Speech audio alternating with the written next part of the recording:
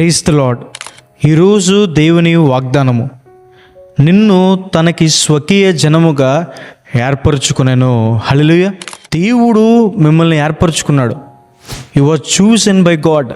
దేవుడు మిమ్మల్ని ప్రేమించి మిమ్మల్ని ఎక్కువగా ఎంచి తన ప్రజలుగా ఉండడానికి, తన పిల్లలుగా ఉండడానికి, తన కుమారులుగా పరిశుద్ధులుగా నిర్దోషులుగా ఉండడానికి, తను సేవించేవారిగా ఉండడానికి దేవుడు మిమ్మల్ని ఏర్పరచుకున్నాడు.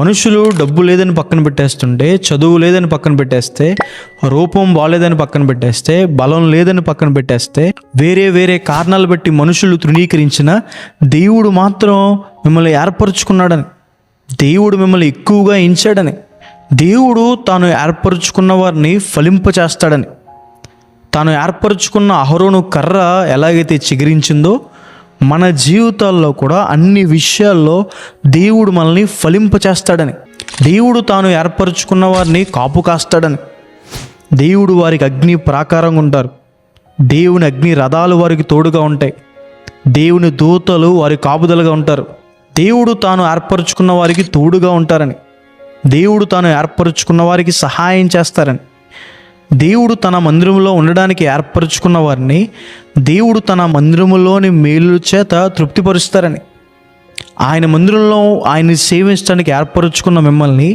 ఎందుకు ఏర్పరచుకున్నాడు? మిమ్మల్ని తృప్తిపరచడానికి. ఆయన మందిరంలో మీరు ఆయన్ని సేవిస్తే మిమ్మల్ని ఆశీర్వదించడానికి. దేవుడు 12 మంది శిష్యుల్ని, అపోస్తుల్ని ఏర్పరచుకున్నారు. అయితే ఆ ఏర్పాటులో ఉన్న ఆశీర్వాదం పొందలేని వ్యక్తి యూదా ఇస్కరియోతు. పాపం చేయడం ద్వారా ఆశీర్వాదం పొందలేకపోయాడు. దేవుడు మనందరినీ కూడా ఏర్పరచుకున్నాడు ఆయన్ని సేవించేవారిగా, ఆయన ఆరాధించేవారిగా, దాని ద్వారా గొప్ప మేళ్ళు మనం అనుభవించేవారిగా, పరలోక రాజ్య నివాసులుగా దేవుడు మనల్ని ఏర్పరచుకున్నారు. మనం నమ్మకంగా ఉన్నప్పుడు, ఆ ఏర్పాటులో ఉన్నప్పుడు విశేషమైన ఆశీర్వాదాలు మనం పొందుకుంటామని, మీకు అన్ని విషయాల్లో విజయం ఇవ్వడానికి, విజయవంతులుగా చేయడానికి దేవుడు మిమ్మల్ని ఏర్పరచుకున్నాడని. కాబట్టి ఈ వాగ్దానం విశ్వసించండి. You are chosen by God.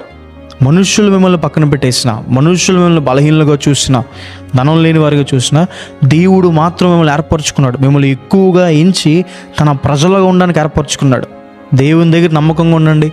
దేవుడు మీకు తోడై ఉంటారు, సహాయం చేస్తారు, ఫలింపచేస్తారు, అభివృద్ధిపరుస్తారు, విజయం అనుగ్రహిస్తారు. ప్రార్థన చేసుకుందాం. సర్వశక్తిమంతుడా, జీవంగల దేవేశయ్య, ఈరోజు ఈ వాగ్దానం ద్వారా మాతో మాట్లాడినందుకు దేవా ప్రభా మీకు వందనాలు.